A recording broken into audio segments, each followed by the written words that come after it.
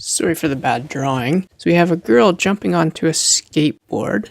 Each has a velocity. The velocity of the girl is 3 meters per second. She has a mass of 50 kilograms. And we have the velocity of the skateboarder, and the mass of the skateboard itself is 5 kilograms. When the girl jumps on the skateboard, they'll be moving together.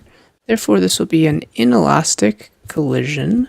So we'll solve it using the equation for inelastic collisions to find the final velocity, v2. So how do we do this? We have the girl and the skateboard, G and S.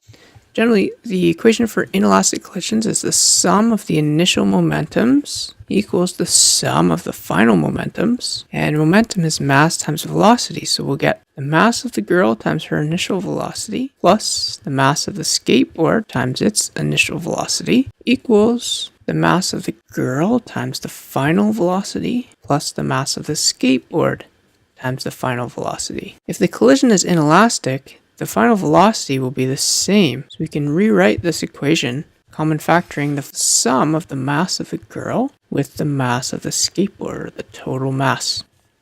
So now we'll isolate for v2, or our final velocity, right here. So this equals the left side divided by the total mass. At this point, we have a useful equation. We have rearranged for inelastic collisions where the objects in motion stick together. And so we can actually use this. If people are good at memorization, we can use this to find the final velocity of any inelastic collision. Of course, you can always derive this yourself with the original inelastic equation. So I just wanted to point that out. Anyways, now let's sub in. So we have the mass of the girl is 50 kilograms.